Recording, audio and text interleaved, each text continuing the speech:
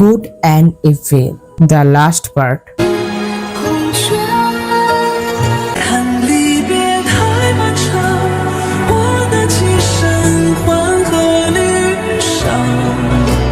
এপিসোডের শুরুতেই আমরা দেখতে পাই যে সীমা মহলে হ্যানের জন্য অপেক্ষা করছিল। তখনই সেখানে হ্যান চলে আসে আর আমরা সীমার হাতে সেই চাঁদের মতো সেই আলোটি দেখতে পাই। তখন সীমা ও হ্যানকে বলে যে আজ তো চাঁদের উৎসব, তাই চলো একসাথে আমরা ডাম্পলিং খাই। তো এরপরে হ্যান যখন তার রুমে বসেছিল তখনই সে তার রুমের সামনে দিয়ে কাউকে যেতে দেখে। এরপরে সে যখন তার পিছু করে তখন সে দেখে যে সেটি আর কেউ নয় বরং ডেস্টিনি গড ছিল। ডেস্টিনি গড হ্যানকে বলে যে আমার মনে হচ্ছে তোমার স্মৃতিগুলো মনে রাখা উচিত, তোমার জানা উচিত তুমি যাকে সবচেয়ে ভালোবাসো তুমি তাকে মনে রাখোনি, কিন্তু আমি যদি তোমার স্মৃতি ফিরাতে চাই তাহলে কিন্তু তোমার অনন্তহীন যন্ত্রণা সহ্য করতে হবে। তখন হ্যান এটাতেও রাজি হয়ে যায়, সে তার স্মৃতি ফিরাতে চায়। তখনই ডেস্টিনি গড হ্যানের স্মৃতি ফিরিয়ে দেয়। এর পরের দিন সকালে হ্যান যখন তার ঘরে বসেছিল তখন সেখানে সীমাও আসে। সীমাও এসে তাকে বলে যে তুমি এখনো রেডি হওনি, আজ তো আমাদের বিয়ে। তখন হ্যান তাকে সীমাও বলে ডাকে। এই কথা শুনে সীমা অনেক অবাক হয়ে যায়। সে বলে যে কি তুমি আমাকে কি নাম বলে ডাকলে? তখন হ্যান বলে যে সীমাও। তখন হ্যান বলে যে আমার স্মৃতি ফিরে এসেছে,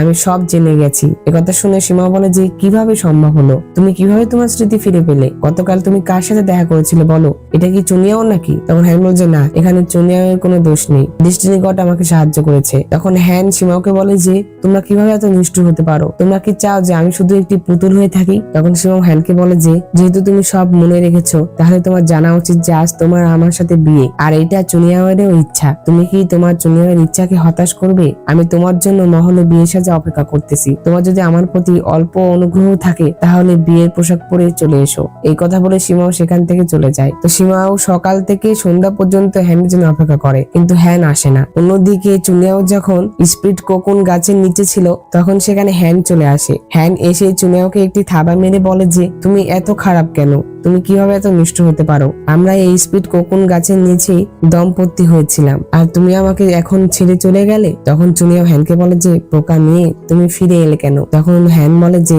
আমি তোমাকে অনেক মিস করেছি, আমার কাছে যত কম সময় থাকুক না কেন আমি শুধু তোমার সাথেই থাকতে চাই। তখন চুনিয়া বলে যে ঠিক আছে। এই কথা বলে সে তাকে জড়িয়ে ধরে। এরপরের দৃশ্য আমরা দেখতে পাই তারা দুজন একসাথে শুয়েছিল। চুনিয়া যখন ঘুমিয়েছিল তখন হ্যান তার গালে একটি কিস করে। তখন চুনিয়াও জেগে যায়, যেটাতে হ্যান ঘুমানোর অভিনয় করে। তখন চুনিয়াও তাকে বলে যে যদি তুমি এখন চোখ বন্ধ করে রাখো তাহলে সম্পূর্ণ ড্রামাটি যদি তোমাদের দেখতে হয় তাহলে অবশ্যই আমার চ্যানেলে প্রবেশ করবে এবং চ্যানেলে প্লে লিস্টে চলে যাবে এবং প্লে লিস্টে যাওয়ার পরে তোমরা এখানে সকল ড্রামার প্লে লিস্ট পেয়ে যাবে, যেখানে তোমরা ক্লিক করলে প্রতিটি ড্রামার প্রতিটি এপিসোড তোমরা এখানে পেয়ে যাবে। এখান থেকে তোমরা প্রতিটি ড্রামার প্রতিটি এপিসোড সম্পূর্ণ দেখতে পাবে।